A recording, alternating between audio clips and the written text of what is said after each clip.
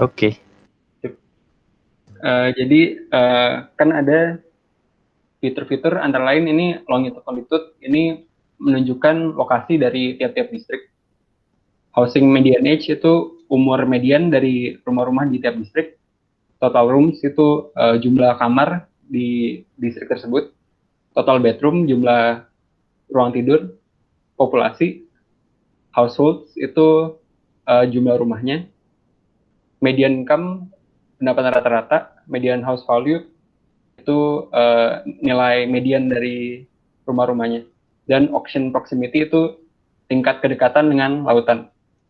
Nah, jadi biasanya itu menggunakan dataset ini kita akan melakukan regresi untuk memprediksi harga dari median house value dari tiap distrik.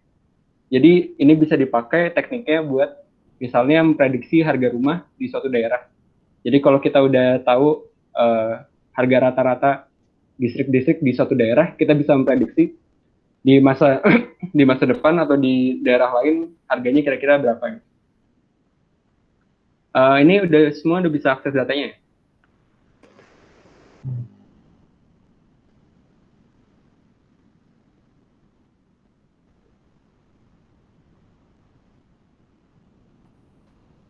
Raffi sama Alfi sudah bisa kelihatan.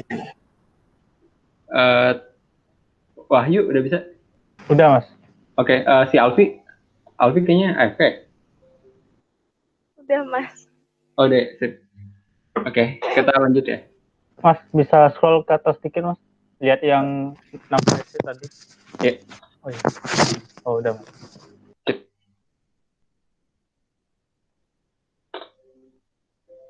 Nah, jadi kita kalau kita pertama kali melihat sebuah dataset, yang pertama kali kita bisa lakukan itu mencari tipe-tipe data dari tiap kolom sama mencari kayak summary statistik dari kolom-kolom tersebut. Jadi kita bisa pakai fungsi info. Nah, dari ini kita bisa mengetahui jumlah baris dalam dataset. Nah, dataset ini mengandung 20.640 baris. Nah, ini sebenarnya itu termasuk kecil buat kasus ML, karena biasanya bisa menyampai jutaan baris. Tapi kalau ini kan buat latihan, jadi kita bisa gunakan cuma 20.640 baris, gak apa-apa. Nah, jadi kita bisa mengetahui juga non-null count dan di type. Kalau non-null count itu jumlah nilai yang tidak null. Jadi misalnya kalau longitude kan non-nullnya 20.640. Jadi itu berarti semua isi kolomnya itu tidak ada yang nol, jadi semuanya terisi. Nah, tapi kalau di total bedrooms kan ini non-nullnya kan 20.433. Berarti sekitar ada 200-an baris yang total bedroomsnya kosong. Nah, itu nanti kita perlu catat buat harus kita melakukan pre-processing untuk mengisi nilai-nilai yang kosong itu. Dan ini juga ada di type. Di type-nya antara lain ada float menunjukkan angka koma, dan objek karena ocean proximity kan bentuknya string, jadi dianggap sebagai objek. Nah, terus kita juga bisa, bentar aku kasih lihat dulu housing ocean proximity. Nah, ini ada fungsi value counts. Value counts ini berguna buat menghitung misalnya di sebuah kolom yang isi kategori, nilai-nilai tiap kategori itu ada berapa. Nah, misalnya kalau kita pakai value counts buat ocean proximity, kita dapat bahwa kategori inland ada 6.551, kurang dari 1H ocean, sepertinya kayak kurang dari sejam dari lautan itu ada 9.000, near ocean 2.600, near bay 2.200. Nah, jadi kan kita bisa tahu kira-kira yang paling banyak apa dan yang paling dikit apa gitu. Nah, terus ini kan buat yang kategori ya. Kalau buat kolom-kolom yang numerik, kita bisa memanggil fungsi describe.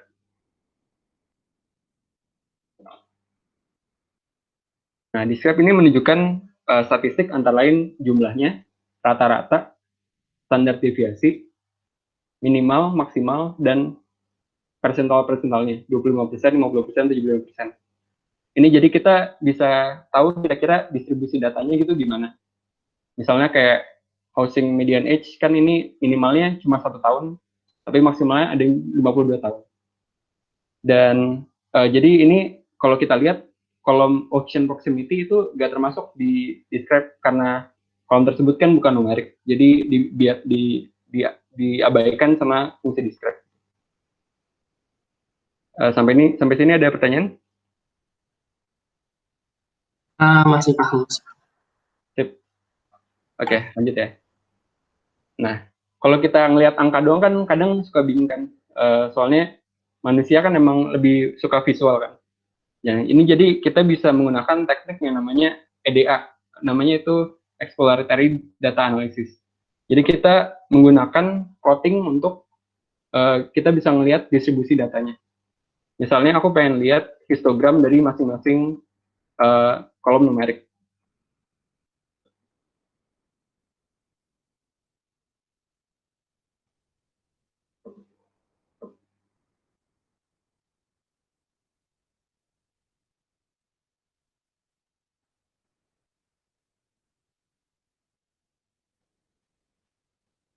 Nih, jadi ini ada histogram buat masing-masing kolom, misalnya longitude, latitude, housing median age, total rooms, total bedrooms, dan lain-lain. Jadi histogram itu berguna buat melihat distribusi data. Nah, kalau kita lihat nih, longitude sama latitude kan emang gak ada pola ya. Soalnya maksudnya kayak bukan bersifat normally distributed. Soalnya kan longitude, latitude kan kayak lokasi. Tapi kalau misalnya total rooms, ini kan kayak ada pola bahwa maksimum paling banyak tuh sekitar 2.000-an kamar, terus makin lama makin dikit. Nah, ternyata kita tuh bisa nyampe 40.000 kamar, walaupun cuma dikit banget, tapi gara-gara plotnya sampai sini, kita bisa tahu bahwa paling nggak ada yang nyampe 40.000-an gitu. Jadi ini berguna buat melihat distribusi dari kolom-kolom numerik. Nah, yang aneh ini kita bisa lihat di housing median age sama median house value. Kalau kita lihat nih di housing median age, kan distribusi di tengah-tengahnya kan masih lumayan normal. Tapi di nilai paling terakhir tuh angkanya melonjak banget. Nah, kira-kira menurut kalian ada yang punya ide gak kenapa ini terjadi?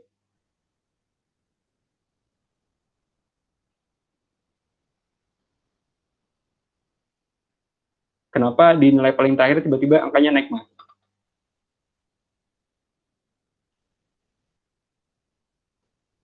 Tadi Raffi kayaknya mau ngomong ya? Nggak jadi. Nggak jadi. Gak apa-apa, salah juga gak apa-apa. Sama ini juga median house value, ini kan di tengah-tengah tuh angkanya mirip distribusi normal ya. Tetapi pas di nilai paling terakhir, itu tiba-tiba naik banget. Ada yang punya ide gak kenapa? Emang bukan outlier kok. Nah, kalau outlier kan jumlahnya dikit. Tapi ini kok jumlahnya baik banget gitu. Jadi mungkin, ada yang baru masuk ya? Mas? Diulang atau enggak nih? Ya kalau diulang kelamaan nanti lanjut aja kali. Ini aku kasih kodenya kayak aku kasih lihat bentar aja ya, biar kalian mungkin bisa kopas dulu. Nanti kasih notebooknya aja nggak sih daripada. Jadi balik ke pertanyaannya, kenapa di nilai paling terakhir tiba-tiba angkanya melonjak banget? Jadi ini sebenarnya masalahnya itu di pengambilan datanya. Jadi dari data ini kita bisa infer bahwa ada cap dari median house value. Jadi misalnya kalau median house value-nya lebih dari 500.000, itu dijadi 500.000 gitu. Ngerti ya? Jadi kayak nilai maksimalnya itu dijadiin 500.000. Nah, ini jadi bisa menyebabkan masalah di algoritma machine learning. Soalnya ini kan nggak menandakan kondisi di dunia nyata gitu. Jadi mungkin kita bisa melakukan reprocessing nanti untuk mengurusi nilai-nilai yang janggal ini. Sama kayak housing median age, ini kan dibatasin kira-kira 52. 52 itu nilai maksimumnya. Jadi kalau umurnya misalnya 60 atau 70, tetap ditulisnya 52 karena dibatasin nilainya 52. Nah, itu makanya distribusi datanya aneh.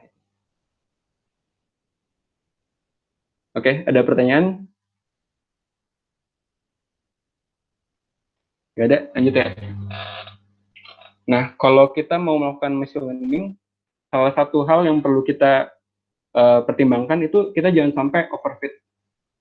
Jadi overfit itu ketika kita melatih model itu buat data train itu bagus banget. Tapi kalau kita masukin kasus ke dunia nyata itu gak bagus.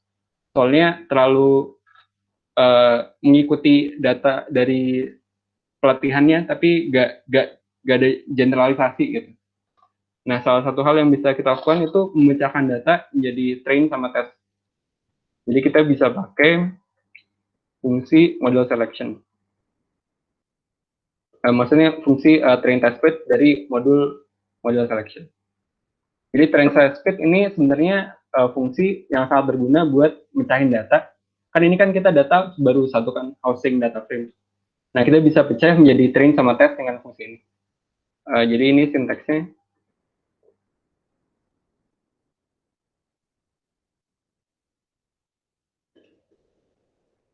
Parameter yang bisa kita masukin itu test size. Misalnya kita mau test size-nya itu misalnya 0,2. Maksudnya ini 20% dari data kita jadiin data latihan, dan 80% dari data kita jadiin data buat, maksudnya 20% buat data tes, 80% buat data latihan. Dan ini kita juga bisa memasukkan random state, ini buat state-nya. Sebenarnya nggak terlalu penting, tapi ini bisa berguna buat hasil kita itu reproducible. Jadi kalau kita misalnya run ulang notebooknya, hasilnya tetap sama kalau kita pakai random state. Kalau kita nggak pakai random state kan tiap kali pemanggilan fungsi train test split, ini kan dipecahnya secara random.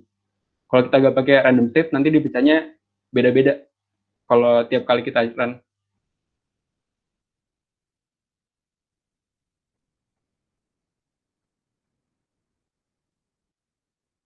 Jadi kalau kita lihat test setnya kolom-kolomnya sama, tapi indeksnya jadi kacak karena ada pemisahan dari satu menjadi train sama test. Kita juga bisa lihat jumlah dari train sama testnya.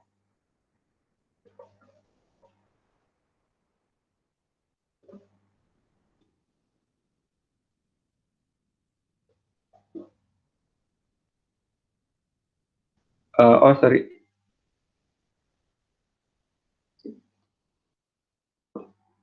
Nah, kita lihat bahwa train setnya itu ada 16.500, test setnya ada 4.000.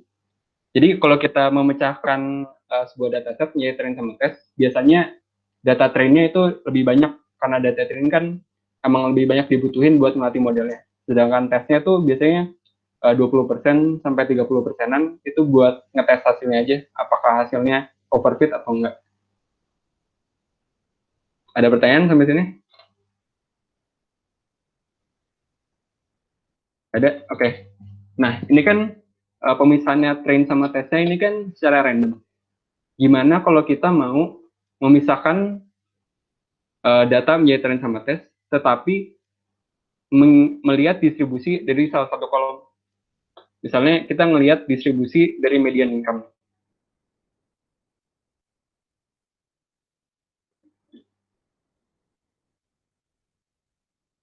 Misalnya sebelum kita mengolah data, kita tahu bahwa kita dikasih tahu bahwa median income itu sangat berpengaruh buat menentukan harga dari rumah-rumahnya. Berarti kita pengen median income itu distribusinya sama seperti di train sama tesnya. Jadi kita gak mau misalnya takutnya kalau kita random, misalnya yang 0 sampai 4 ini masuk train semua, 4 sampai 8 masuk tes semua. Kan bisa terjadi kalau secara random. Nah, bagaimana kita bisa mempertahankan distribusi supaya dari 0 sampai 14 itu terrepresentasi di data train sama data test. Nah, itu kita bisa pakai stratified train test split. Jadi pertama-tama biar ini kan median income masih bentuknya continuous ya. Jadi aku mau bikin discrete dulu menjadi beberapa bin. Kita panggil aja income kategori.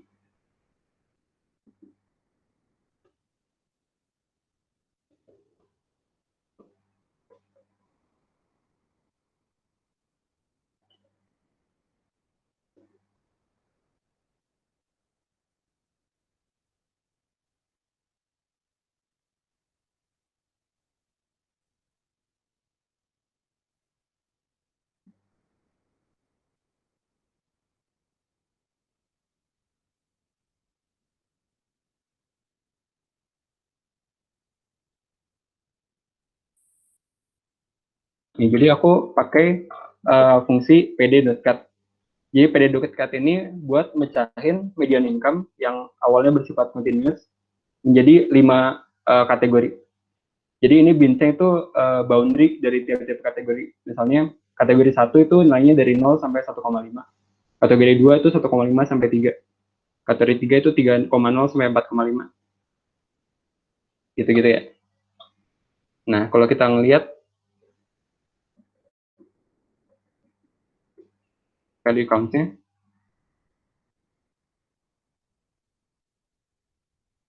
nah, jadi kita kan ngelihat bahwa paling banyak tuh kategori 3. Jadi antara 3,0 sampai 4,5. Kita pengen distribusi ini sama di train sama test spread-nya. Misalnya kita ngelihat histogramnya.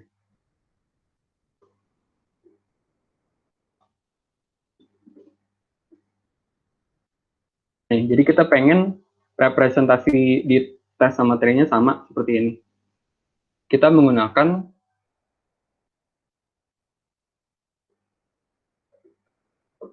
stratified shuffle split. Jadi aku tunjukin dulu sintaksnya.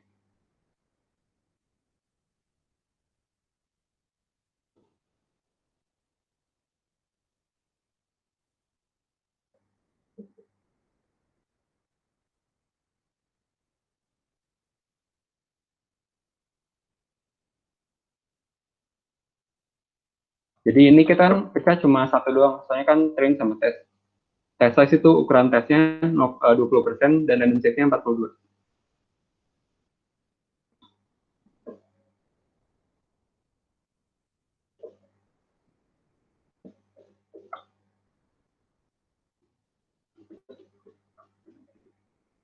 Nah, di panggilan split.split-nya ini, kita masukin kategori apa yang dijadiin sebagai stratified-nya. Jadi, dalam kasus ini kan kita mau income kategorinya distribusinya sama. Jadi, kita pilih housing income kategori.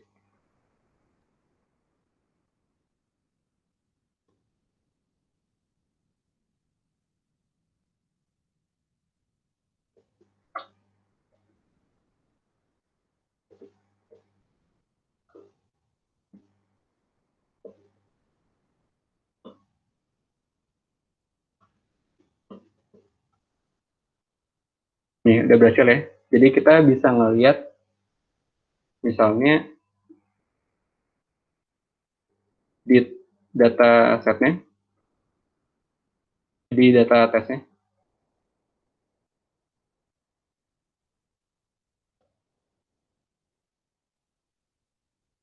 Nah, kita lihat bahwa sama nih, yang paling banyak tuh kategori 3, terus kategori 2, kategori 4, kategori 5, baru kategori 1. Misalnya kita pengen ngelihat distribusinya.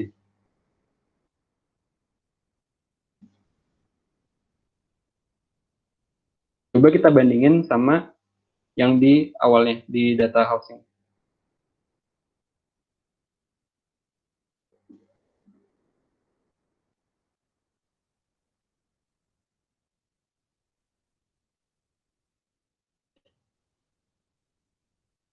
Nah, kan cuma beda-beda dikit gitu. Jadi 0,35% itu kategori 3, 31% kategori 2, 17% kategori 4, 11% kategori 5. Nah, jadi kita bisa nge-retain kayak kata karakteristik dari distribusi kolomnya gitu di pemisahan train sama test.